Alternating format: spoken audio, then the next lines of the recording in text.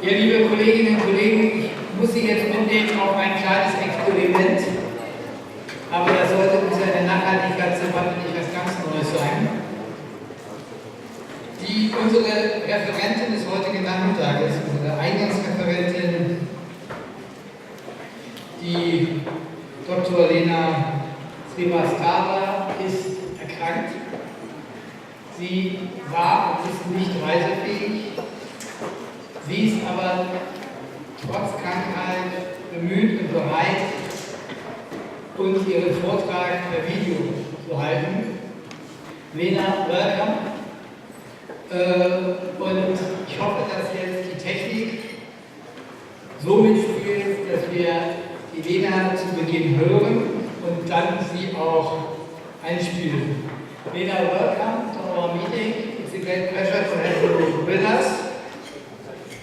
We are coming to the second part. This part will be in English. And welcome. Leena is speaking about lost in transition, suitability and opportunities for sustainability strategies. And Leena, the floor is to yours. Please, Leena, please.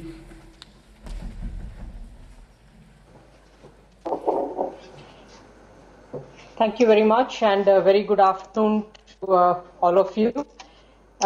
Distinguished participants, distinguished panelists, my deepest apologies for not being able to join you there personally due to some unforeseen problems that I've had. But it's a pleasure to be able to do this presentation on video.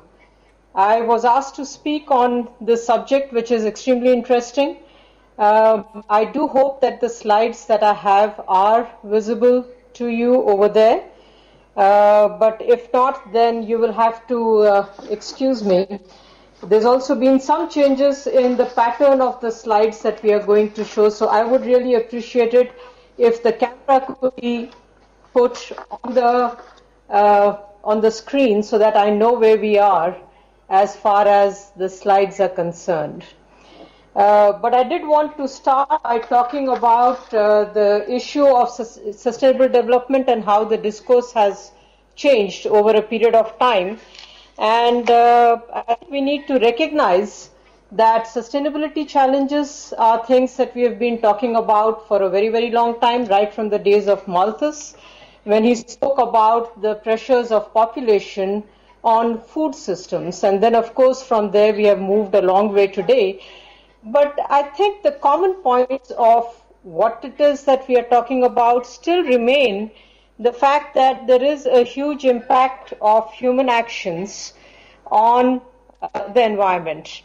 And I think we also need to recognize that over the time period where we have spoken about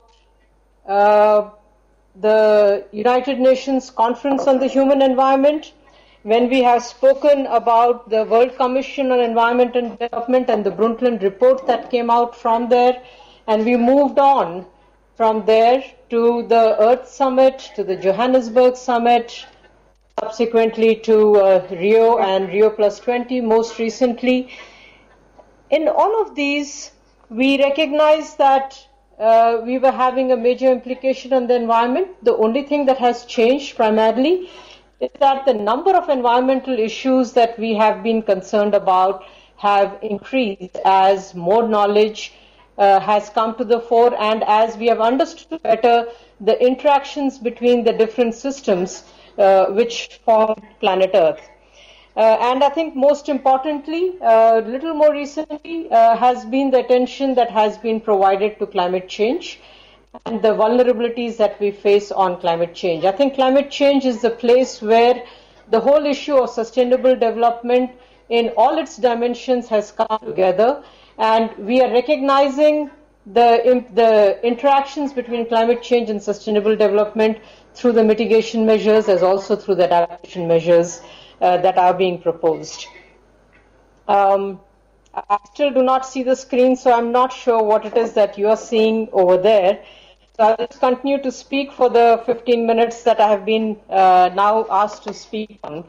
in the hope that at some time I would be able to talk with you on the screen. But I think as far as the question of where we are today and how the discourse has changed is concerned, if we track ourselves through this entire process, we still see that we are talking about the same issues that we spoke about possibly way back in 1972. We still continue to talk about the need for a much higher degree of responsibility.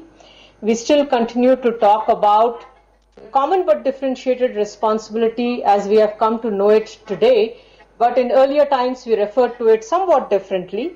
We still talk about the principle of polluter pays.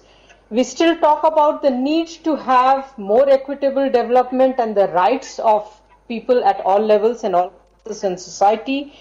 We still talk about the need to have more sustainable consumption and production, and I think over the last 40 years we have been talking about this. And of course, we still continue to talk about the need to have the means of implementation that are essential for countries to move along the path of sustainable development.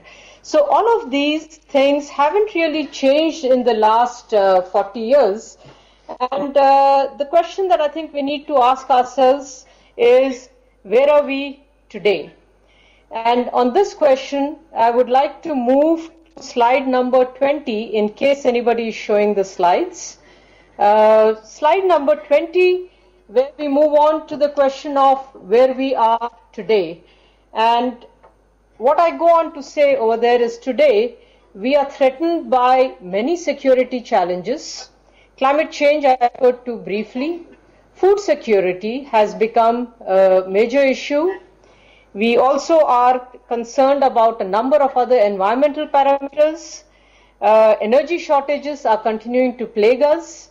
And while we talk about moving from conventional fossil fuel to renewable energy and have been speaking about it again for nearly 4 decades, we haven't really made the transition. Germany is definitely showing the world the way in which this can possibly be done, how we organize ourselves at a policy level, how we organize ourselves at an institutional level, how do we mobilize communities all at the same time to be able to bring about this transition.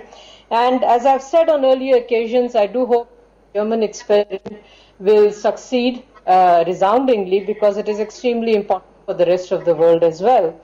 But in addition to all of the above security concerns is also a major security concern around water. In India, we face this at a very high level, but I think there are several other countries in the world where I think these security concerns are actually posing enormous challenges to the world as a whole. So that is where we are as far as the threats are concerned. We also continue to be plagued at a social level by growing income inequalities, and I think there are many statistics that are available in the literature on this subject, but there were a few that I wanted to share with you today, and that is, how do we compare the income of the richest, which is expressed in terms of the income of the millions of the poorest. And if you look at it, the annual operating budget of the IMF and the World Bank is equal to the income levels of 70 million people who are the poorest in the world. If you look at the bonus that Goldman Sachs gives out, it is equal to the income of 224 million people in the world at the poorest income levels. The 400 richest Americans account for the income of 640 million people. 1% of the richest Americans would account for the income of 1,600 million people, and 1% of the richest people in the world would account for the income of roughly 50%, more than 50% of this population. So income disparity continues to be a major challenge, and when we talk about getting to sustainable development, I think this is one of the most major issues that we have to deal with. Other issues that we are plagued with that I think you are familiar is the issue of aging populations, is the issue of the unrealized and possibly unrealizable if you look at the manner in which some of the countries like India are progressing. Demographic dividends. We talk about demographic dividends, but we have not been able to realize it because we are unable to exploit the potential that the young have to offer. We have unhealthy populations. There are exploding social tensions in the world, and there are still deeply embedded discriminations that exist around religion, around gender, and so on. So that's the other major concern. We are punished by a poorly regulated, dysfunctional economic system, which is slowly being pulled back from the brink, but at a very slow, painful pace, and with an enormous cost, especially to the most vulnerable and innocuous populations of the world.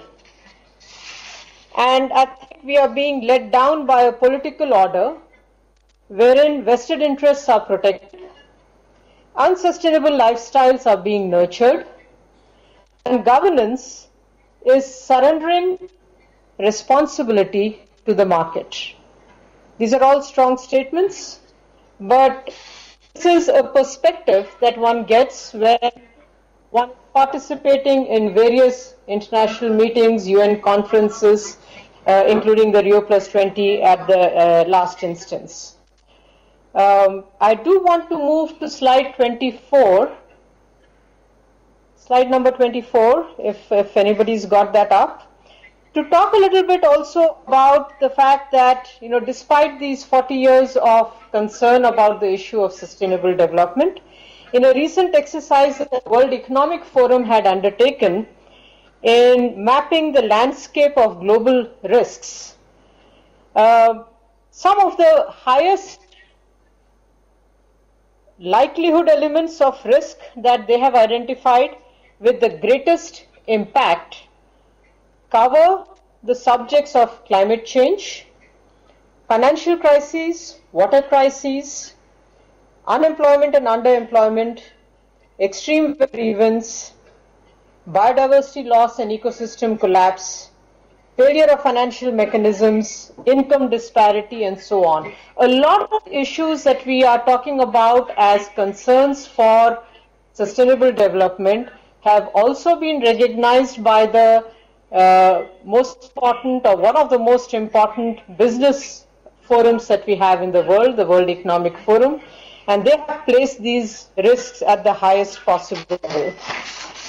So having said all of that, question we need to ask ourselves is, are we going downhill from here on? And the answer to that question could be a resounding no.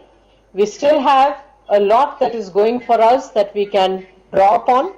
And if I can move to slide number 26, I think what I would like to share with you is the fact that we need to remind ourselves as to why we have made the transition from a hunter-gatherer society to a civilized society.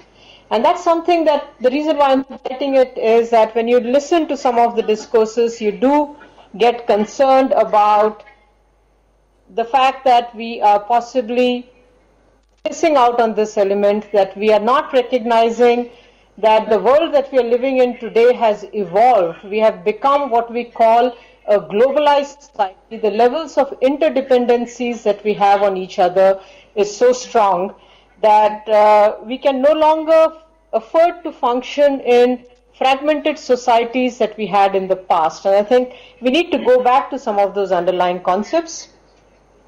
We do need to fulfill our responsibilities, especially as democratically elected governments that are representing the people at large, that have a responsibility to design policies that would ensure sustainable development that is sustainable not just for the current generations, but also for future generations, that would provide the education that we need, that would provide the regulatory framework that would ensure sustainable development, and so on.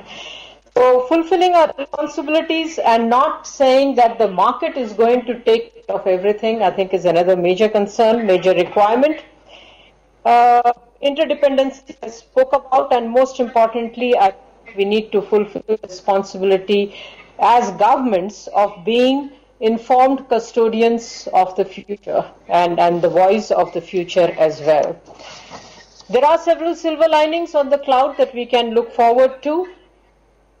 One of the critical ones, I think, is that today we have all major stakeholders that are seized of the challenges of sustainable development. We have not yet converted this into a movement, which is what we need to do, but the base for converting this into a movement is there, and we need to be able to move that next step forward to see how we mobilize every part of society to become an active and engaged player in sustainable development. The other silver lining on the cloud is that a large number of the technologies that we need are developed and ready.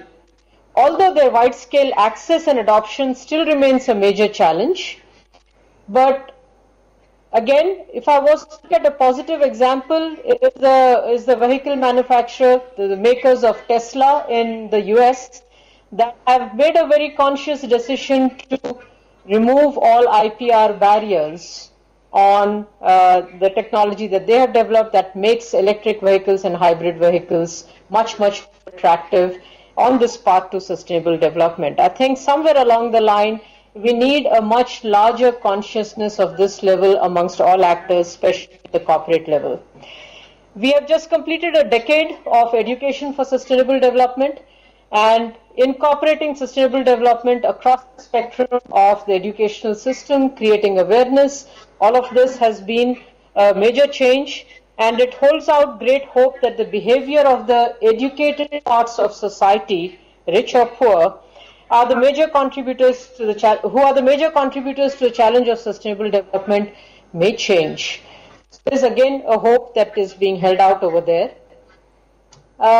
Yet another silver lining I would like to point out towards is the fact that the most populous countries of the world, India and China, can develop differently, and they recognize that they can develop differently. Whether we have our policy and regulatory frameworks in place or not fully, I think it is a question of debate. However, the pressures that we are talking about have become so large that willy-nilly we are being pushed into looking at opportunities for sustainable development. The infrastructure sector is a very good example of this. In India, we have 80% of our infrastructure needs of the next 20 years that are yet to come in place. And we have embarked on a major program of looking at how we can extend renewable energy. The new government that is in place has also focused on this. And I think here is a great example where India can learn from the experiences of Germany, not just in terms of the various parts of society that I mentioned earlier, but also the incentive structures that you have put in place, the continuous R&D support that is being mobilized from the institutions in Germany, and the changes in the structure of the energy sector itself as we move forward. And I do hope that the learnings from the experiences of Germany can translate seamlessly into countries like India and China so that it helps with this particular development process. The information communication technologies and where we are with that obviously is another major reason why we believe that we can achieve the kinds of transformations that Germany is also heading towards. So having said that, I would also very quickly like to draw your attention to yet another study that has been done by Alliance Global. They have done a survey of about 500 insurance experts, global insurance experts, and identified again the risks and opportunities to invest going forward in the next 2 or 3 years. What is heartening, and I'm on slide 28 of my presentation, what is heartening from this particular slide is that in the top 10 opportunities that Global Alliance, which has looked at insurers, as I mentioned in the book, have identified that investing in innovation and R&D is a great opportunity for us to move to a path of sustainable development. They have spoken about focused recruitment, training and retention programs. So the whole manpower issue is a major issue. New infrastructure, corporate social responsibility, rising demand from emerging markets, which speaks to the issue of interdependence or interconnectedness that I spoke about. These are all very positive outcomes that we can expect and that we need to look forward to. And finally, I would like to stop by drawing your attention just to 3 or 4 points on the possible way forward to break, in a sense, the logjam that we are in, where we recognize that we need to do something about sustainable development. We have the opportunities to do something about sustainable development, and yet the pushback from almost all countries in the world, if you look at how negotiations are progressing, continues to be tremendous. And I think in terms of focusing on the way forward, I would definitely like to put up in front the issue of behavioral responses and the need for us to better understand human behavior and therefore take from there how we create an entirely new system of incentives that would allow us to bring about the kinds of transformations that Germany is aiming for as well. We have not invested enough in understanding this critical part of societal change. We have invested a lot of time and resources and effort, public and private, in looking at technological developments, but not societal development from this point of view. I also think that the time for platitudes is over. If you go from meeting to meeting at an international level and listen to presentations over there, we often find that different stakeholders are making presentations on what it is that they have achieved. But there is very little that is shared at these events on what remains to be achieved. And while what I've achieved at an individual level is noteworthy and praiseworthy, it just does not add up to where it is that we need to be. And unless we start facing up to this particular problem, I'm afraid that we might just continue to remain happy with what it is that we are doing and continue to multiply on the challenges of sustainable development. We need to very clearly and consciously define mechanisms for providing universal access to technologies and services. I gave the example of Tesla a little while earlier, but I think we continue to struggle with this technology facilitation mechanism, as we are now referring to it, that would ensure that the wide divergence that we have in access to technologies in different parts of the world is overcome. We have recognized right from 1972 onwards the need to move to a more equitable society, the need to provide access, etc. We have made various commitments in different international conferences, all the ones that I listed as well, and yet we have failed as a global society to be able to make substantial progress towards this. We need to be able to leverage the private sector, undoubtedly, because for one reason or another, it is the private sector that is the custodian of a lot of natural resources, of a lot of financial wealth in the country. And if we don't leverage them, then I think governments will not be able to fulfill their responsibilities. But I think the role definitions between the two have to remain distinct and clear. And there are occasions where we do find that there is some blurriness that has crept in between these definitions. And most importantly, I think we need to aggressively design the incentive structures for change. I mentioned this earlier, but I do think it is important enough to reiterate. Unless we put in place the right kinds of incentive structures, these incentive structures can only be defined by government in consultation with the corporate sector and society at large. We will not be able to bring about the kinds of changes that we're talking about. So my apologies once again for the possible mismatch between what was being shown to you on the screen and what I was saying, but I hope I have kept my 15 minutes and not too much of a time over. Thank you very much.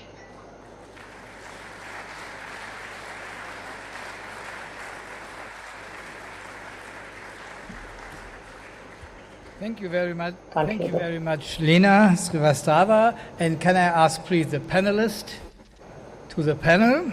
And I really would like to shortly introduce the panelist. The moderator of the next session is Maja Göpel. Maja is the chair of the Wuppertal Institute in Berlin, the chair of the Berlin office of the Wuppertal Institute. Then I'm very happy to welcome Ashok Khosla. He is, I think, with Ernst Ulrich together in the UNEP resource panel, and I think they were working closely together during the last years. And last but not least, our friend, our co-president and friend from the Club of Rome, Wijkman from Netherlands. So they together with Leena will now discuss it. The floor is open. Maja, I will give the chair to you now. Thank you.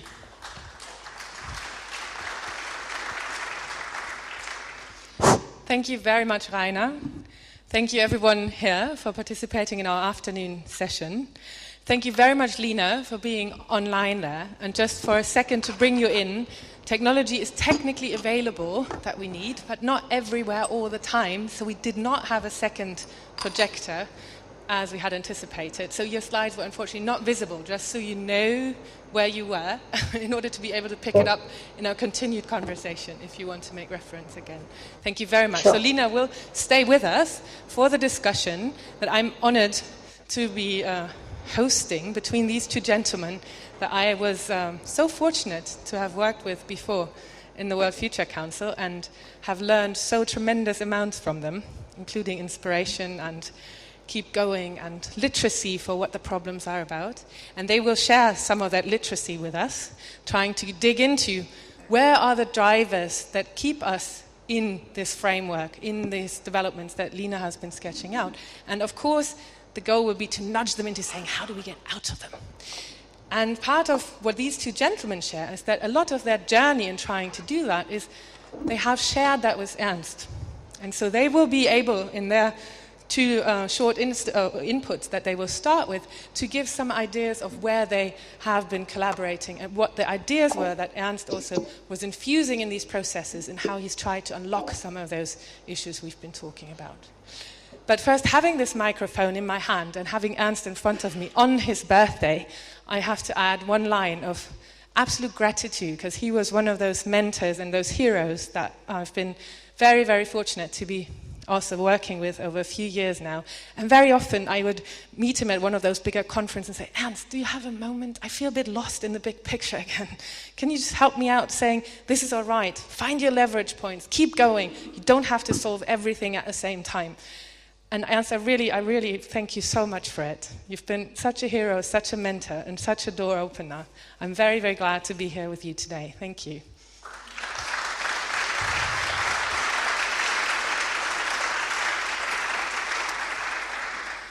So how we would proceed is that Anders is going to give us a bit of a tour on historical moments of sustainable development, meetings and breakthroughs, and how he's been collaborating with Ernst in those. And then we will pass over to Ashok to add a bit more of that history and personal anecdotes. We'll see how much he's willing to share. Thank you very much. Thank you very much, and thank you for the invitation and for the efforts to organize this fantastic afternoon and evening for a real hero, fantastic person.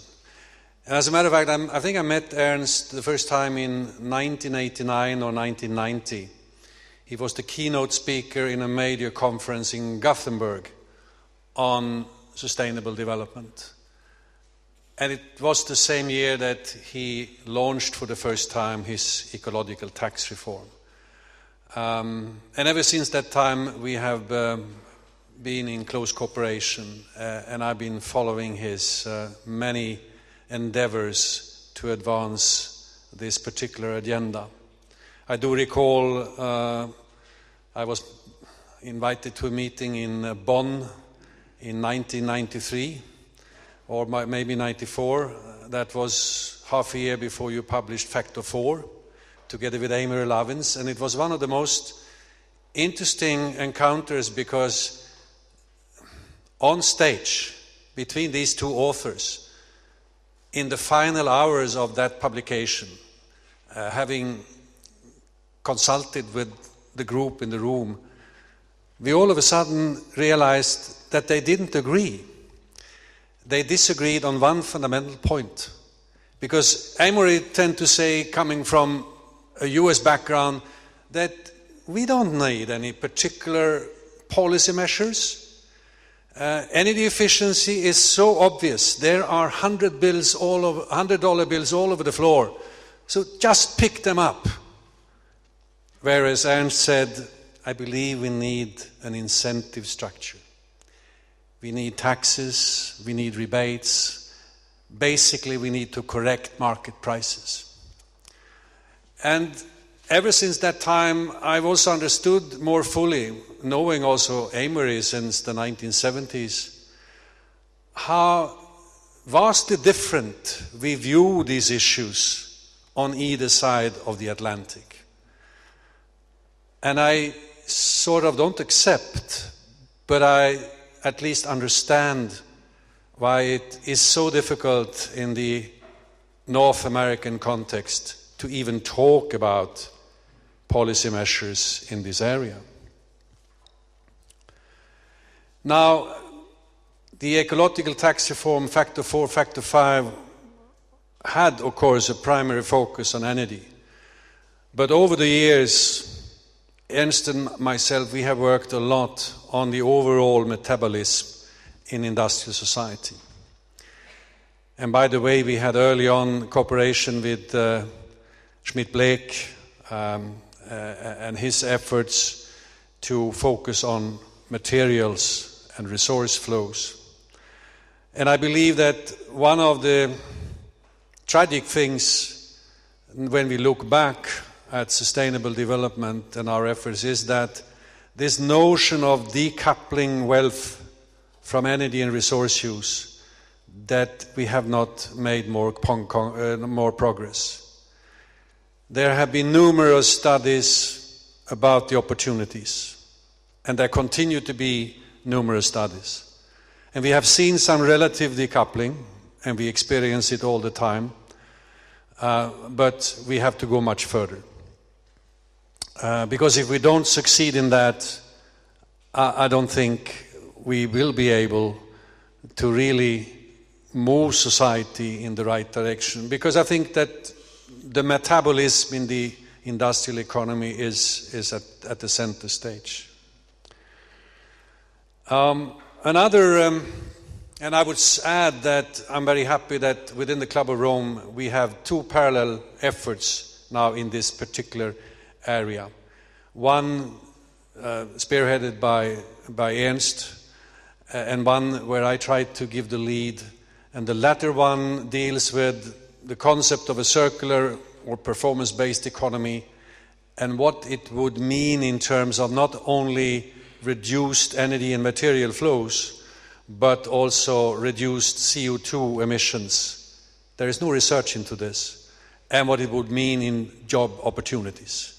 And I think on both these levels we would be able to show something quite interesting, and hopefully we can do that ahead of Paris next year. Another reflection, having heard Leena, and hi Leena, nice to have you here, although not in presence, is that I think we have been utterly simplistic very often in this globalized economy to anticipate that people all over the world not only would have or face the same problems and the same needs, because they don't, but also that they have the same consciousness level and the same awareness. Even if we live in a globalized world, it is very apparent to me that we need to assume a primary responsibility in the OECD countries. Now, some people would say, oh, the Chinese, they have more money in the bank than what you have. That's not the point. That's definitely not the point. We have the scientific and technology resources needed, and we have also a lot of experience of the industrial society and metabolism. It is incumbent on us to do much more in terms of leadership in these areas. If Jürgen Randers, our friend, also Club of Rome member, had been here, he would have said that the most difficult barrier to change is short-termism, both in the economy and in politics. Having been a politician part of my life, I couldn't agree more. And I think that party politics, not only in Europe, but also in other parts of the world, is in deep crisis. I've seen it from within, and Ernst has seen it from within. It's too much pragmatism and too much stay in power. And not stay in power necessarily to implement a vision, rather stay in power to stay in power. And I simply think that unless we can do something about this short-term nature, both of the market economy and the political system, politicians thinking about the next election and CEOs about the next quarterly report, it's going to be very, very difficult. I was in a conference yesterday in Sweden where consciousness was the theme. And we had some of the world's most gifted neuroscientists. And they were telling us about how our brain works. And I really drew one conclusion yesterday, how important it is to widen cooperation in the field of sustainability and not think or believe that facts alone can change politicians or business or whatever. We need to understand better how we function as human beings and how our brain works. And one of the things I picked up yesterday was that there is a specific area in our brain which deals with the short term and the long term. And the capacity to deal with long term is much less developed. Probably because it's not very long ago we were hunter and gatherers and we had to think about now. That was the immediate that counted. We couldn't plan for the future. So, but the interesting thing is that our brains are not set in stone. They are plastic. So brain scientists tell us, you can develop that capacity. But unless you understand that we have our capacity to deal with the long term is not well developed. I think that very often we speak to deaf ears when we come with all the data and the facts about the problems we are facing. So in the years to come, I believe we should, those of us who come primarily with a natural science background, we should reach out to behavioral scientists and to neuroscientists so that we can frame our messages and communicate with people in a more effective way. I don't know if I have more time. I would like to bring up then short-termism from the point of view of economics. Pardon? Pardon? You said behavioral science. Yeah. Yes, and you exclude humanities. Okay. No. Well, I didn't mean to exclude anyone. I just wanted to add one very important dimension, because we have, at least when I look back at what I have achieved myself or done myself, I have not really reached out and tried to understand some of the findings of that part of the scientific community. That doesn't mean that literature, arts, etc. is not important. So we can talk about that later. Now, what I would like to also bring to the fore is the economic model guiding us. Not only that it is short-term, but also that there are certain obvious flaws in the theoretical framework of neoclassical or conventional or mainstream economics. The way we don't value natural capital unless we sell stuff on the market, in the market. Ecosystem services has no real value in our economic model. That's, of course, a basic flaw. And in a period of, in a situation where scarcity is becoming more and more a problem in the natural world, of course, the way we value those dimensions is very critical. Another aspect of this is, of course, that the failure of economics to really deal with thresholds and tipping points. If you study the macroeconomic models that try to deal with climate change, DICE is the most prominent one, there is no real damage function in it. So when things start to be very serious in terms of extreme weather events or disruptions of farming or whatever, it's not really reflected in those models. So there are some basic shortcomings of the current dominating economic policy framework. There are economists on the margin who try to correct that, who bring other perspectives to the fore, but they are mostly ignored. There is very little debate among economists. So, and I think as long as this is the case, and since economists of the more neoclassical origin are the main advisors both to companies and governments, this is really, really a problem. I'm not saying that they are not important, they are very important, but they need to broaden their outlook, and they need finally to understand that the economic system is part of the natural world or the natural system, not the other way around, and that there is a very close correlation between access to high quality energy and different kinds of materials and our welfare. It's not a green issue, it's not an environment issue, it is really about welfare in the future. And I think that this is too little discussed and this is too little understood, and as long as this is the case, we will continue to be guided by economists who basically ignore some of the basic problems. I mean, economists tell us that we should internalize externalities. I'm not saying that they are the most vocal proponents of it, but they do submit to that. But that is not enough. We need so much more in terms of the relationship between the economic system and the natural world. I think I stopped there.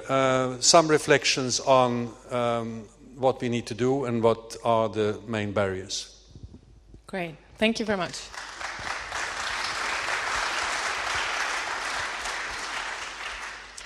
Here we had another call for the next round of enlightenment.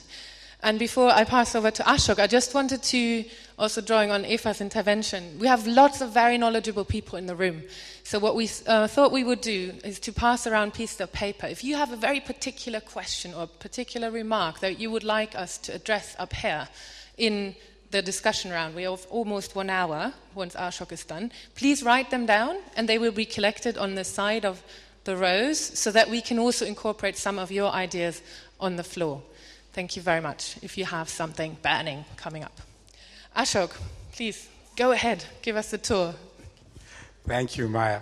Well, first of all, I want to add my congratulations to Ernst, who has been for 3 decades, actually more than that, 3.5 decades, like a brother. And I don't want to sound self-serving, but to describe how close we are is, in a sense, to begin the dialogue on what I think he has influenced, what I think he has achieved in terms of the issues that we've been listening to today. Everyone in this room is familiar with them, and you know, all the speakers in the morning, the president of the university, Klaus Topfer, all our colleagues earlier and just now, Leena and Anders have covered a large number of the multiple crises that our society, our civilization, our planet are facing. And I don't want to add more of them. There are plenty of them around. I would certainly mention extreme poverty and all the related issues that Leena referred to as being among the ones that get forgotten in forums around the world. But let me come back to them, because what I first want to explain is why I think I understand Ernst's contributions to sustainable development perhaps better than most. And the reason is that he and I have been intertwined through our lives through the last 35 years, almost like twin brothers. You know, they say it takes a thief to catch a thief, or maybe better, it takes a twin to understand a twin. I have been through the same experiences that Ernst has been through in many ways, and the insights I've got from working with him and seeing what he's done may be of considerable interest, going beyond simply a reference to what his great achievements are. The whole thing started nearly 75 years ago. We were born within a few months of each other, less than 6 or 8 months of each other. We lived through very turbulent times. We lived through political upheavals in our early years. We lived in times of armed conflict. I was a refugee from the partition of Pakistan, and you know, these were times when all over the world life was very, very complicated. And yet, both Ernst and I had extremely privileged young years. We went to some of the greatest schools and colleges in the world. We got an education that made us both prisoners, if you like, of responsibility, of the fear that we had so much given to us that we couldn't go through life using it only for ourselves. And this, I think, characterizes for me Ernst perhaps better than almost anything else. It's a sense of the deepest social responsibility that a person can have. And sometimes I'd like to think I have some of that too, and I recognize it because we were both fortunate enough to have privileged parents, have privileged education, and so on. Our lives started intertwining in the early 80s. I basically was in the UN at the time, and so was he. We both had experiences. We had academic, we were university teachers, we worked in government, we worked in private sector. Well, I did in private sector, I'm not sure he did. And then we were in the UN and international agencies. We worked with virtually every sector of society. And this gave us insights into some of the things that are failing precisely because of the interfaces between not just disciplines and not just sectors, but through the interfaces of the kinds of institutional frameworks that we have in this world. My life was in a very poor country. His life was in one of the most affluent countries, and to that extent, we found that we had to deal with specific issues which were different. But both these contexts brought us to a very deep sense of how unfair the world was, and to bring about that change in the world that would make it a fairer and a more just, socially just place for everyone, was something that I think was very deeply embedded. We ended up, even professionally, doing some of the same things. I was his predecessor as co-president of the Club of Rome. We are partners right now as co-chairs of the International Resource Panel. And we've shared a great deal of time and work together. That doesn't mean we always agree with each other, and I think to some extent that is one of the most fundamental reasons why we've been able to resonate in ways in which we can work. I see Ernst as quite stratospheric. He's way up there at 50,000 feet with a great deal of understanding of the conceptual and the intellectual basis of what we do. I'm pretty tropospheric. I'm down on the ground and I work with very poor people in villages and with peasants. And so, we can resonate at the Schumann frequency, which characterizes the way the vibrations of the world work, of the earth work. But it's very appropriate. I mean, I came the longest distance from anyone in this room just to celebrate this day with my friend and colleague and brother, because I think it's very important to understand the role of the individual and the role of leadership and the role of innovative thinking and the role of courage and the role of generosity in the future of our planet. The roles that we never really talk about, the role of humanities that you were asking about, are essentially the fundamental reasons why we might, as a civilization, survive. It's going to be touch and go, but if we don't recognize that it is the individual who's going to make, and each one of those 9 billion odd individuals that will be on this planet are going to have to be able to see the role model that Ernst has set out for us.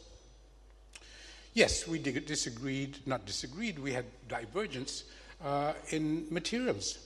I was introduced to the Wuppertal Institute by B.O. Schmidt-Blake more than by Ernst, although he's an old friend of mine. And I fell into the idea of a factor of 10 because I felt that is the minimum reduction that's going to be needed in order for us to avoid the trap of the anthropocentric gap that we're heading for. And Ernst said, no.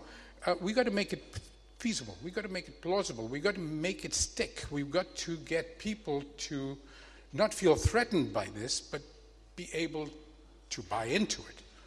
And he was led into the different trajectory of the factor of 4, the factor of 5, which didn't diverge in fundamentals, but it diverged in the idea that it's important for scientists to be understood by policymakers and by the public in a manner that they will buy into, that they will be influenced by. And I'll come back to this in a second, because I think one of the things that intuitively both of us came from science. We did our PhDs in very hardcore scientific subjects, him in zoology and physics and chemistry, and myself in physics. But we came to the ideas of how to change the world by understanding that this science had to get into policy, that there was a need for people like us who had the privilege of the knowledge that comes from studying science to be able to inject that knowledge into policy making. So this policy interface, policy-science interface, or science-policy interface, was fundamental in the choice of many of our professions. All the things that we did, whether he went to Parliament, or whether I went to the United Nations, or I worked in government, was ways in which we could basically bring the complexity of the world's problems through a science lens that could be communicated in a way that people could deal with it. We were committed to a fairer world. We were committed to a higher sense of understanding of what we're doing to nature. Basically, it was a very, very solid understanding from the point of view of the work that we did in our scientific work in Wuppertal, in my organization in Development Alternatives, to understand that the relationship between people and resources, which ultimately leads to what the environment is, whether it's climate change or species loss or ocean destruction or fisheries collapse or whatever, are issues basically about the balance between people and nature. Now, if you look at the work that Ernst did in this field, one's very deeply struck by the fact that it's embedded in an understanding of how this balance needs to be revived. And one of the things that he's not written about a great deal, but has a very deep feeling, and in fact, in a sense, it's amazingly appropriate that we talk about it here, because if there was one of the Humboldt brothers, William, I guess it was William, went around the world measuring it. He was a great, committed scientist who measured everything. Everything that he saw, he measured. And in a sense, both Ernst and I have been part of the gang around the world who've been trying to see how to go beyond the kinds of very simplistic measures that we have, like GDP, beyond the kinds of misleading measures that we have in economics and in natural systems. So we were together, for example, in Bhutan, working with the Gross National Happiness Project, which was something that was a part of a exploration on how we are going to be able basically to describe and therefore be able to manage social and natural systems. This is an extremely important unseen part of Ernst's contribution, which I think has to be recognized very clearly. Now, if you will pardon me, because my time is running out, let me just sort of draw the threads together.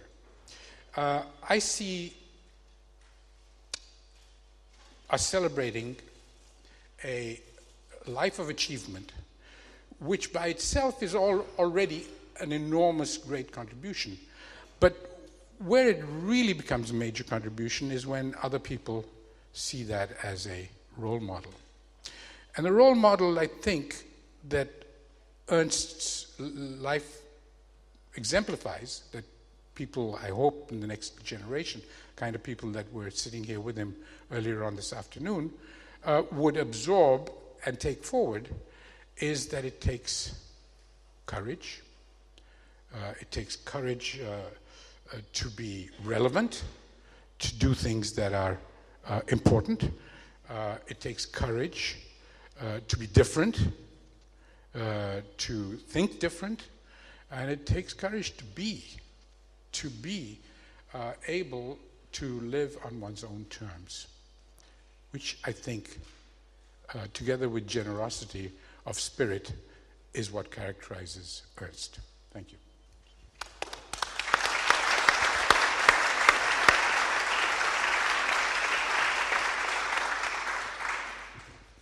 Thank you very much, Ashok. Thank you. What I'll try to do, whilst maybe my colleagues can look at whoever would like to feed into this via the paper distribution, what I'll try to do is map a few overlaps between what we had in the morning panel or in the early afternoon panel and in your talks, and try to nudge you a bit further on saying, how is it that we're stuck there and how can we get out of this? And one of those, I think, was the science into policy. It came in the first round as well. Which science into policy?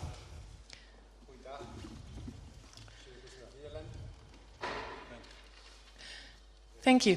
Which science should go into policy? And if I follow Anders' thought, that we had one type of science that went quite successfully into policy, which was the economics paradigm and the way that it influenced the models with which policy decision-making was done, cost-benefit analyses were done, justifications of why certain development paths would be superior, etc. So that would be one issue I would love to link maybe with the incentive structures, because that was another big issue that all of you referred to, Leena starting off with. The incentive structures need to change. And of course, a lot of the incentive structures we have today are informed by this idea that people will want to have more, will, as long as the price is right, go for the purchase, etc., and are highly competitive all the time. And I would love for all of you maybe to refer to that under the big topic of decoupling, because I think that was really crucial for Ernst's agenda that he's brought out there. So if we can link those three together, and maybe all of you, starting with Leena, address what's your thinking on there, how to address or how to drive changing the incentive structure so that the decoupling idea however you would describe it, where it needs to go, can be brought forward. And Ashok, I'd love to hear from you if the poor people that you engage with, you feel are working according to different incentive structures, and if we can learn from there. I think if we give Leena the floor first, and then just keep on going in the same sequence, that'd be great. Leena, did you hear what I say, good or well? Yes, I did, Maja. Thank you very much. Let me also join my co-panelists in congratulating Mr. von Weizsäcker. I did not have the privilege of meeting him or knowing him. Obviously, that has been a great loss for me. And I also missed this particular opportunity, but heartiest congratulations to you, Mr. von Weizsäcker. On the incentive structures, it's glaring when you look at the concept of ecological footprints, how without improving on our human development, we, especially some of the most developed countries in the world, are continuing to consume a lot more. And there is this famous statement that has been made that the lifestyles are up for negotiations.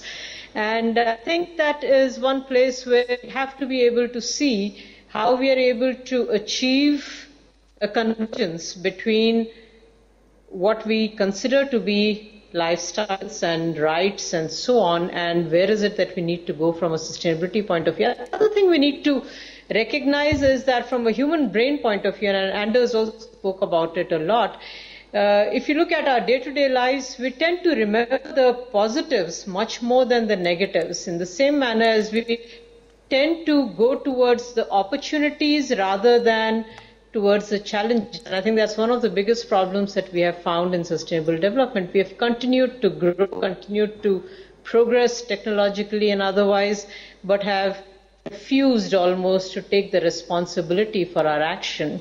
And I think a large part of this lies in that concept of externality that again Anders made a reference to. And I think we tend to forget once again that externality would become an internality. It's only a matter of time. And in some cases, and for some parts of the society, that time comes much faster, for others a little later. But for each one of these, therefore, to be able to define those incentive structures is extremely important. And a question of science into policy, I think we need all kinds of science that needs to go into policy. I agree with the domination of economics. But in my view, Maja, you started by saying that you may have the technology, but you don't have access to technology in the context of my presentation. In a similar fashion, if I look especially around governments, today we feel the need to have a lot more interagency coordination. We feel the need for science as it is reflected in different departments of the government to come together to provide us with a systemic solution, and we are not able to do that. So capacity building across all parts of government, all departments and across the verticals of government, I think is a very important part of it, and we are not structured to address this particular challenge. Thank you. Well, if you ask about this science-policy interface, let me tell you that my experience from 10 years in Brussels in the European Parliament was that there were maximum a handful of my colleagues who had a scientific background, maximum. Which meant that when John Schellenhuber or any other climate expert came into a committee or into a party group, and gave their exposé, everybody was very taken aback, and a few questions and comments, and then the expert left. And then there was practically nobody to help them continue the discussion. And this, ladies and gentlemen, having seen a political party from within, or party group, having seen how committees work from within, I think is a major challenge and really barrier for real understanding. It's so easy to go to the next meeting and forget about that alarming speech about talk or intervention about climate change. So the science-policy interface is not easy to bring about. And when I lecture at universities and to young scientists, I often say, I think that you should devote 5 or even 10 years of your life to the public sector and to offer your services into politics. And they look at me as if I was crazy, because most of them haven't thought about it. But because how can you maintain your cutting-edge knowledge in whatever subject you are an expert in if all of a sudden you are dragged into politics? So I don't have a solution, but I tell you this is a very, very, very big issue in a time when complexity is all around us and where we cannot continue to deal with one issue at a time, and that's how we are organized. We are organized in vertical committees, and the governments are organized in vertical departments, and the scientific community, and that goes for education as well, is very much fragmented. We are specialized in many small or, well, I wouldn't say small, in many areas, but there is very little capacity to deal with the whole, to understand how things are interlinked. So I think this is something we all have to reflect on and try to come up with solutions. And I'm just dead and tired to hear political leaders say, like they do all over the world, oh, now the economy is in bad shape, we have to deal with that first. And then we can deal with climate or ecosystems or social issues or whatever. We have to integrate those agendas. And everybody is paying lip service to growth. And of course we want many things to grow. But I thought we had learned during all these years of analyzing national accounting that certain types of growth are very good, other types are not good. They are uneconomic. And that we cannot continue to let the overall throughput of any materials just expand. That we have to put a brake on that. But that discussion is still not mainstream. So how do we go from quantity to quality? How do we measure things in a better way? It's still an uphill battle.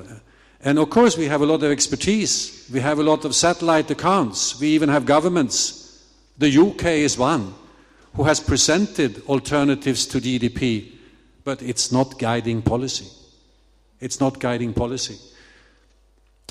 Let me just add one thing which we didn't touch upon at all. The financial system, the financial sector. I think it's immoral. I think it doesn't serve its purpose any longer, or at least not to a large extent. I saw statistics the other day in Europe that the major banks contribute roughly 20% of their lending to the real economy. The rest goes to speculation in assets and financial instruments. That's just one example. And we are continuing with quantitative easing in Europe, in the US, because we know no other way of stimulating the economy. Now, it doesn't end up at Main Street. Most of it ends up at Wall Street. So I think we are building up huge bubbles again. And unless we start talking about this, and again, having been a legislator, I can tell you that most legislators, they don't know a shit about how the financial system works. That's why they don't debate it. They don't know how it works. And I didn't know either, but in my latest book I have a chapter on the financial sector, so I had to learn about it. And I cannot say that I learned a lot, but I learned enough to understand that we have to reform it. Because it's like a Ponzi scheme right now, and everybody is so afraid of doing something that could rock the boat. And I think this is part of the sustainability agenda. Because some of that money is invested not in the long-term sustainability solutions. It's precisely going the wrong way. It's going into tar sands and unconventional oil if we take the energy sector. And you have the whole discussion about stranded assets. I don't understand why people who are concerned about their retirement savings, that they don't start asking questions to these many pension funds and say, how is my money invested? If 20% or 25% is in fossil-based shares, it's very risky. Because let's assume there is a climate agreement next year. Let's hope that. If that comes true. Of course, the shares in Exxon and BP and whatever will plummet. And so will our pension funds. So, here is a domain where we really need some debate. Thank you.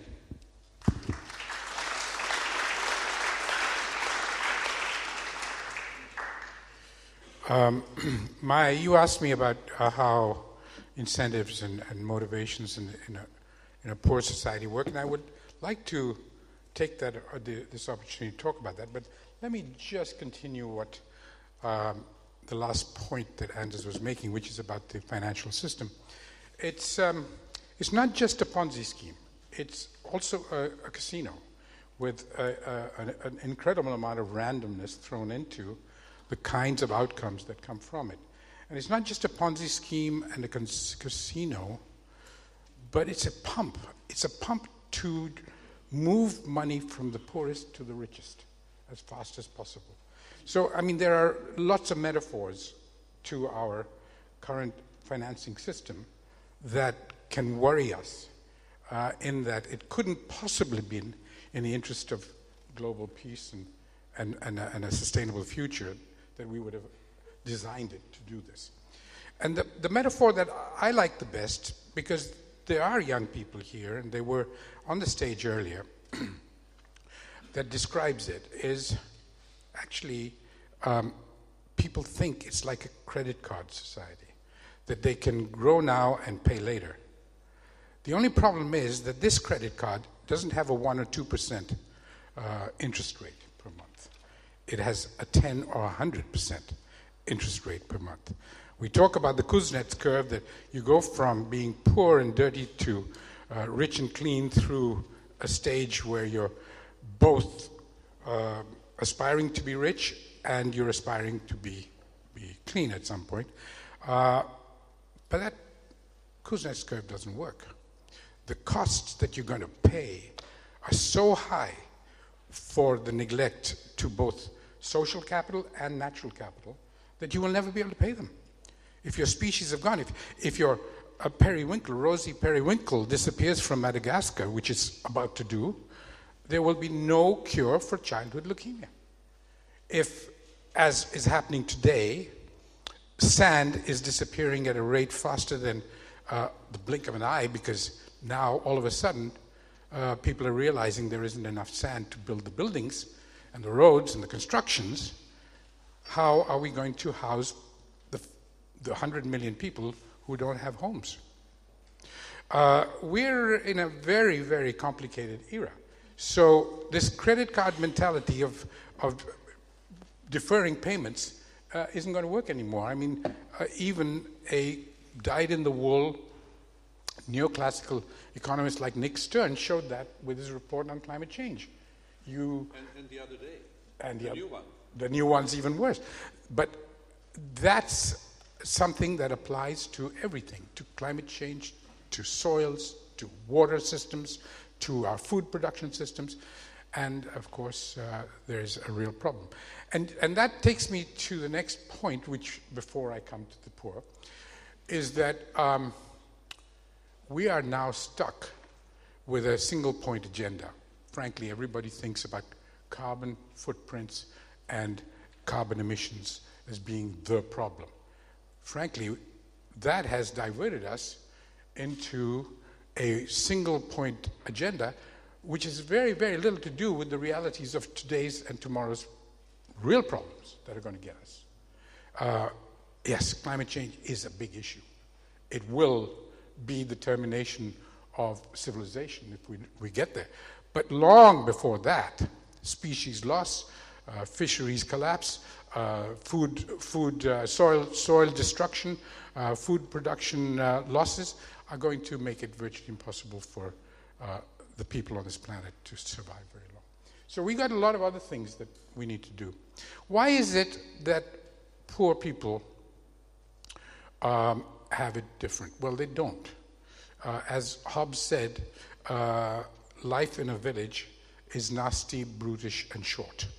I'm not the kind of person who would suggest for a moment that we give up on all the wonderful things that science, technology, and progress have given us. Longer lives, more fulfillment, travel, all the great things that we have today also come as the positive benefits of modern society. But we're paying heavy costs because we didn't account for the negative impacts. Well, in a poor village where things haven't got to this stage, they want to have the things that we are now worrying about. They want a good life. They want their children to have education. They have good access to food and nutrition and better houses, better transport, mobility, etc. The difference that enables them to survive is that their approach to life is based on common resources. It's based on not altruism, but on an understanding that their future is a long-term project which affects everyone. So when you go to a home in a village and ask the woman housewife, why don't you have water? Well, she just points out of the doorway and says, you see that hill? It used to have a forest. It doesn't have a forest anymore. And you say, well, why did you cut it down? She had no option. There was no food, there was no fuel, there was no... So essentially, people, 3 billion of them, have been forced into a situation where they have to eat their seed corn. They know they can't survive without it. But what do they do right now? So, in essence, unless we revive that sense of common property, of Leena was talking about it in terms of intellectual property, which is, I think, a terrific point, but also of real resources, that society depends on working together to protect its future. And that doesn't come from private property. It cannot come from the premise that only private property is going to be protected because somebody owns it. And frankly, I think that's one of the biggest missing links. The biggest fallacies of modern economics is that in order for something to be efficient, it's got to be privatized. And I think Ernst's report on privatization, or limits to privatization, is an extremely important, not well enough known, contribution to the set of issues that relate to this issue. Thanks. Thank you. Thank you very much. I'll try now to... Thanks, Ashok. I'll try now to follow up on this with taking some of the comments on board, and I think it fits quite well, because quite a few refer to, so what is the consciousness then, or the notion of altruism? Ashok just gave a governance idea, but it is an idea first before he set up the governance accordingly, I guess, on the commons, on the shared, more than the individualized and the one owned in competition. So how do we get there? Because when I listen to your analysis, and I deeply share it, it seems like everyone's running quite fast, never faster in the other direction. And Leena's slides, had we been able to see them, I saw them, had all these fantastic graphs about inequality and how it is massively widening that gap. And I mean, Thomas Piketty with his book showing how the returns on capital are so much faster than on labor, that it's a structural driver that keeps us in there. So without challenging any of this, but how do we get the people, and as you made reference to staying in power for power, not for visionary leadership, we use all the money to make more money, not take that dirty, messy detour through a real economy value creation process anymore. So where's the link? I know it's the hen and egg thing, but I would love for all of you to please go into, maybe out of your experience, where you felt, wow, those were great moments, or those were breakthroughs. What did it take? This mix of consciousness, courage, seeing different, vision, and challenging the structures is that we change the structure which makes it easier for many more to follow a different path, because many will be fearful right now to fall behind if they don't run into this accumulation council or casino or whatever we call it. So if you could, and even if it's just inspiring memories of those moments where you saw that future sparking, I would love, after all the rather doomsy outlook, to try to get us into that thinking. Thank you. I don't know, Leena, would you like to start again? Thank you. Thank you, Maya. A couple of quick points that come to mind. One, of course, is, the fact that this question of what is in it for me. Ashok made reference to the person in the rural area who pointed out of the window and said there is no forest, etc., in the context of common properties. The key difference is that that lady understood that question of what is in it for me in the context of a larger setup.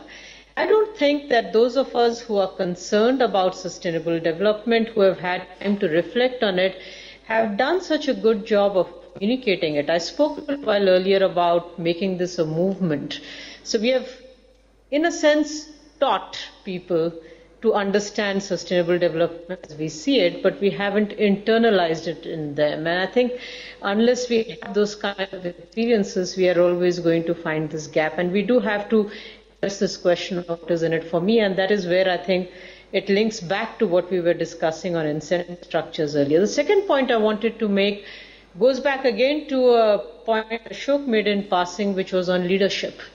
If I take the example of our current Prime Minister, Mr. Modi, who nobody thought a few months ago would become the Prime Minister of India, I think he recognized well ahead, the importance of providing the right kinds of infrastructure services, in particular electricity, energy, protecting water, of showing good governance, and towards the aspirations that he had. And there are those kinds of drivers which, again, society or the larger political constituency that he was addressing himself to recognized as well and related to. So he was able to once again address that issue of what is in it for me and be able to build upon that. And I think that is something that we do need to be able to capture much better than we have been able to at a much wider mass scale than we have been able to. We haven't talked about the technology shift that is all around us. Internet was developed about 20 years ago, and look back what's happened. We do so many things differently. And we have only seen the beginning. I told Ashok that I read Jeremy Rifkin's latest book. You can download it very easily on Amazon. The Zero Marginal Cost Society. And the week before I read The Second Machine Age by Brynjulfsson and McCarthy. Both these books illustrate the dramatic change that is going on in almost all sectors of society.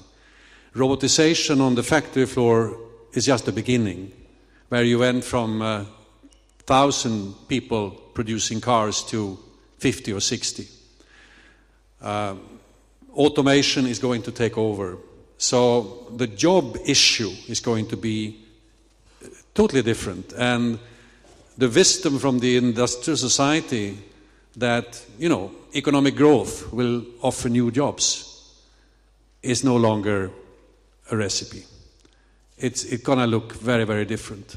At the same time, these new technologies, they have a backside, but they also have enormous upsides. And I think, going back then to consciousness, that the fact that people can connect so easily and collaborate and do things together via a lot of different social medias, provided you have the right kind of leadership, I think you can do a lot in terms of mobilizing the right forces, in terms of raising awareness and also consciousness.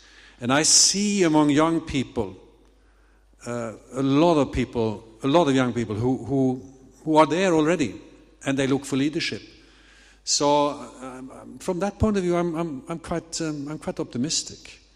Going back to the economy again, I think a question we should ask, and we very rarely ask, is what is really the purpose of the economy? And I go back to Brundtland in 1987, when they came out with that report, and I understand it was very difficult to put it together. So that it was a compromise. But they said sustainability is sort of a balancing act between economic development, social development, and environment protection. Sort of a chair with 3 legs. For many years we have accepted that as the sort of definition. I think it's a flawed definition. I think that sustainability should really be about mainly, first and foremost, social sustainability, that people fare well within the planetary boundaries, respecting that there are ecological limits, including climate, of course. And then you should look upon the economy as a toolbox to reach those goals. Now it's sort of the other way around. Everybody focuses on how can we grow the economy. I think you have to put the social goals, the welfare goals, at center stage. And then many other things happening in the economy would still happen. But the overall result would look different. And I very much hope that we will see more of transdisciplinarity between different disciplines to reform the economic model and the economic thinking. And not only reform how we measure things, but also how we do things and what are the objectives. And I don't think it's a sort of traditional issue within the, center-right, center-left paradigm. It goes beyond that. It goes beyond that. Because if you get stuck in the center-right, center-left sort of tension, look at the US, you get nowhere. So we have to go beyond that and try to initiate a dialogue based on awareness and consciousness. And trying to mobilize the party political system to be more visionary and more long-term.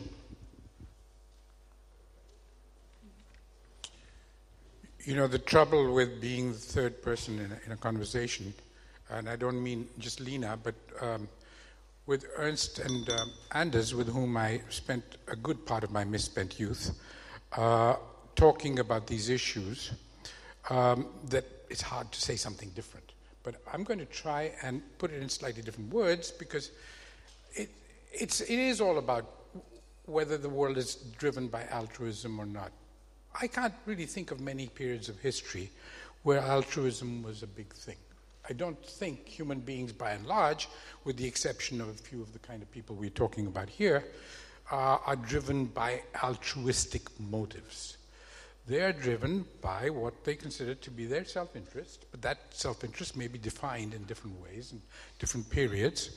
But basically, over the last 200 years, since Adam Smith, though I wouldn't blame him for this, I'd blame much more recent philosophers like Ayn Rand and Alan Greenspan and people who believe that greed is the basis of all good. If that is the basis of self-interest, then we are in very serious trouble. No matter how strong the invisible hand is, it becomes a very visible fist when you depend on that kind of attitude. It seems to me that another way to put what Anders just said is to reconsider what is a good life. And that's what, of course, all these attempts at gross national happiness and beyond GDP and so on are aiming to try and do. As a society, what is a good life translates into, as an individual in that society, in that community, what is good for me. Automatically, this becomes an expanding circle of benefits that people will need to try and attain in their lives. And I think, to a very large extent, this does depend on the way we are brought up. Unfortunately, religious faith organizations, schools, educational organizations governments and media certainly have failed totally in bringing about a new consciousness of this type. The sad part of it is that in the early part of the 21st century, even parents, even families are failing to instill in the next generation the idea that it's important to think long term, to make commitments that are good, not just for the here and now, but for the future. So there doesn't seem to be any sector, any role player that is actually taking on the responsibility of trying to bring about a change. There are civil society organizations, there are obviously individuals, there are obviously fine exceptions to this, but it's not a critical mass. It's not having the impact that we need to have for our economies to change. And I think to some extent that is really the fight that the few leaders that we were talking about, the Desmond Tutus and the people who really have attained a certain level of respect among a wider constituency, they have to take this role. And again, we're here meeting here because of one such individual. Thank you. The last sentence that wasn't in the mic was that one of those people having this moral authority is sitting amongst us and we're celebrating his birthday today. I don't want this to be lost. Thank you. This actually leads me nicely to another question, which was asking about other issues rather than just economics, in particular the notion of justice.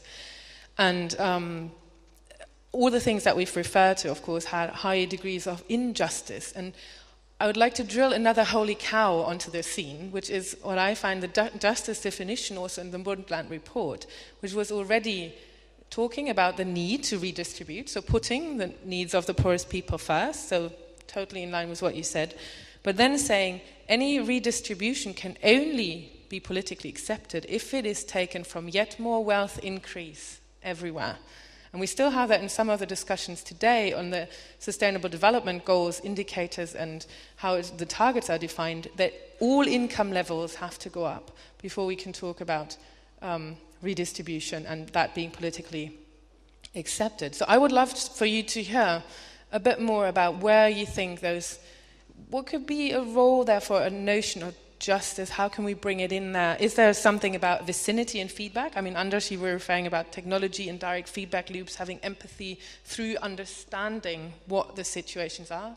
If I'm a Wall Street banker and all I'm comparing with is my peer group who's making maybe yet a bit more money, but no connection with what that does to people in Haiti and the prices of their staple foods, how can that work? So how could we improve those feedback loops, which would maybe create this notion of we are in this together, and to get some kind of, or how do we get rid of this institutionalized irresponsibility for these kind of consequences?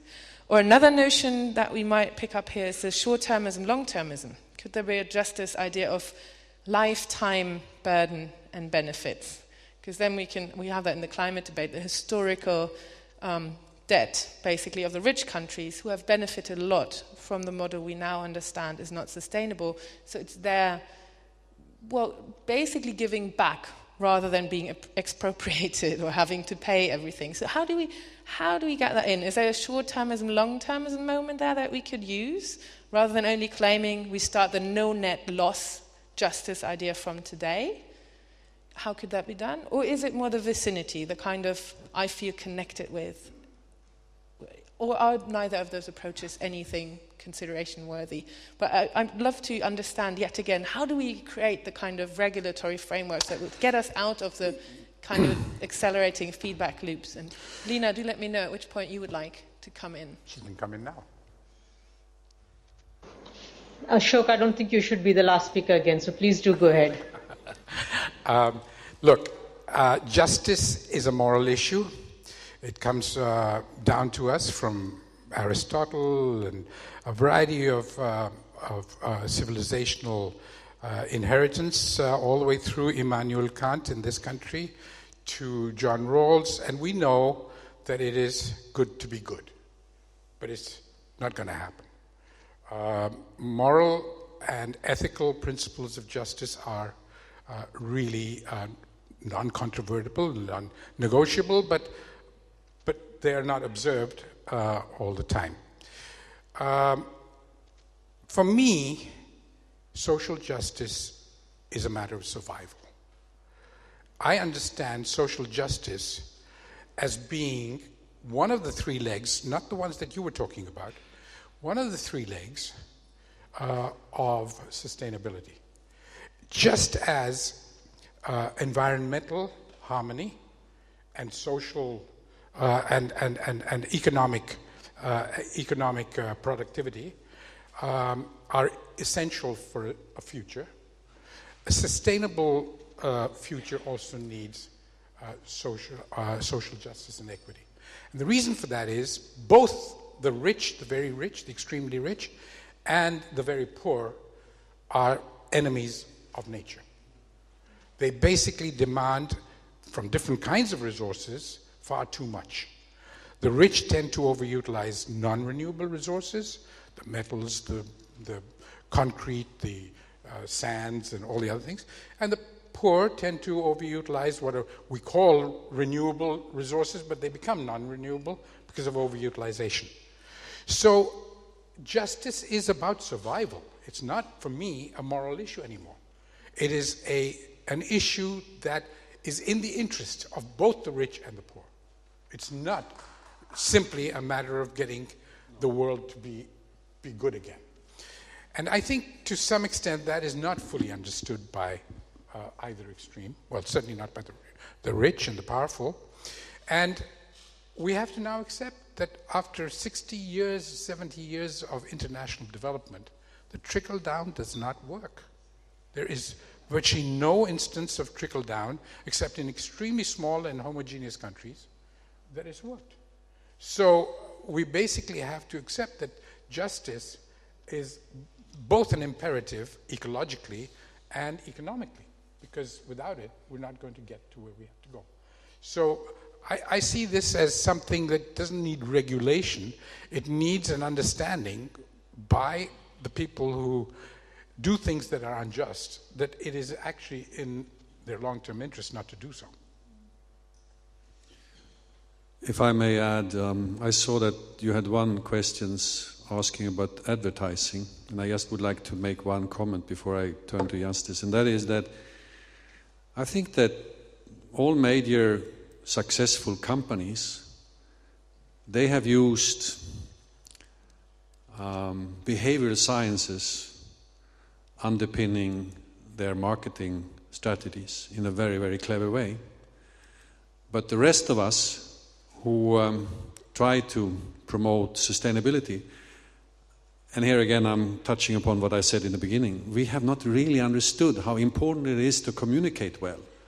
So I think the advertising industry is, I'm sometimes a bit jealous how smart they are and how well organized they are.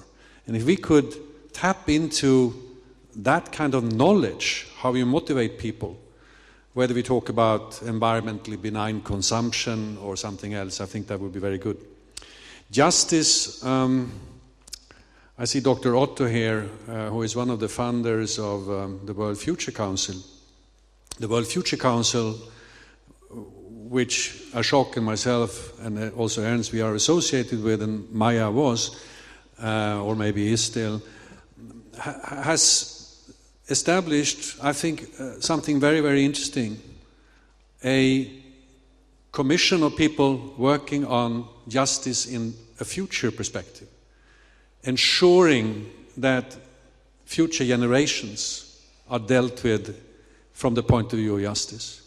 And I just want to mention that because it's very often overlooked in this short-term system that we have. There are a few countries, Hungary is one, Israel is another, that in fact have established an ombudsman for future generations. I cannot say whether it works well or not. I remember meeting the Hungarian who was responsible. He said he was a bit unhappy because the government didn't listen much to him. But at least it was a demonstration, a symbolic act. So I think the notion of justice is both intergenerational and intragenerational. Secondly, I think pertaining particularly to some of the environmental and climatological challenges, the north-south tension is very much around justice.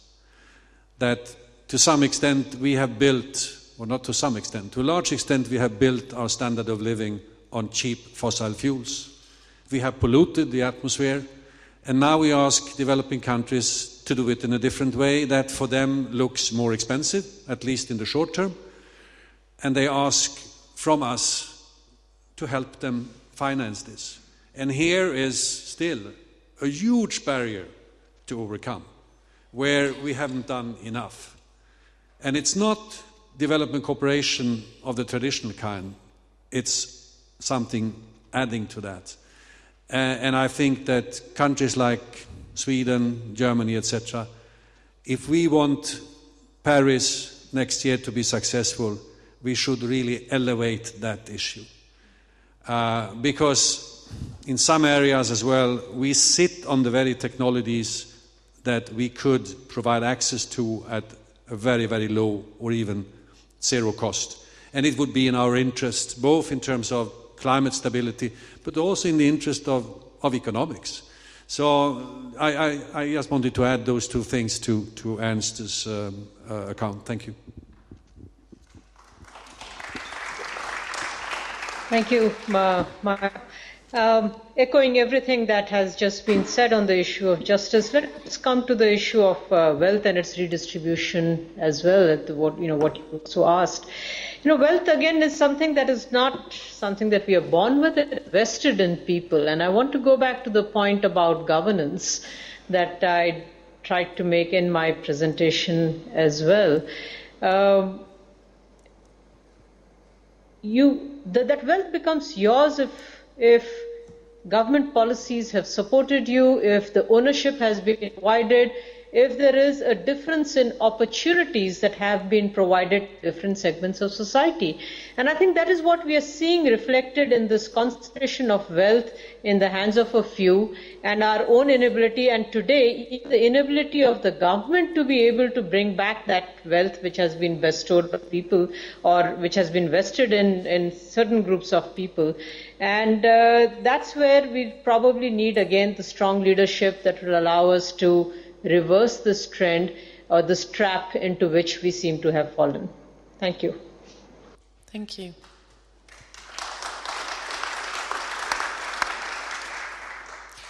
Thank you very, very much to all three of you.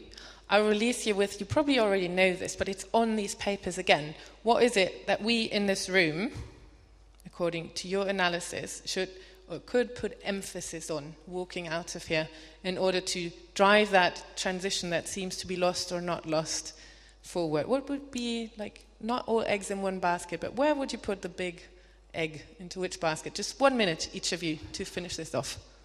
Yeah. My single egg would be on women's empowerment. Women's jobs and women's education is the surest way to reduce fertility and make sure that we don't reach 9 billion people, that maybe we might stop by 7.5 or 8, that they are themselves entitled to a better life in any case. But apart from that, this is the single most important intervention for bringing about a change in consciousness among the children, their families, their communities, to be able to restore and regenerate the environment and resources around them in their surroundings, and basically to start bringing back a balance between people and nature. Thank you. Very good. Very short. If I dare add something, because I agree very much with what you said. If I recall one of the brain scientists or neuroscientists yesterday, he was asked the same question.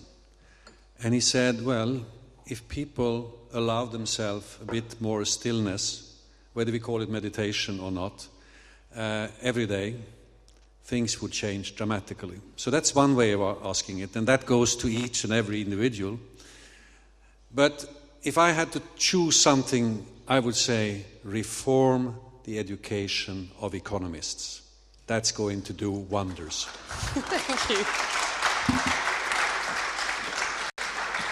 Probably say that we need to provide equal access and opportunities, and in that I would include access to energy and finance, both of which would go a long way in creating the livelihoods that people need, would allow especially the poor to come out to a level where they feel that they can also get somewhere.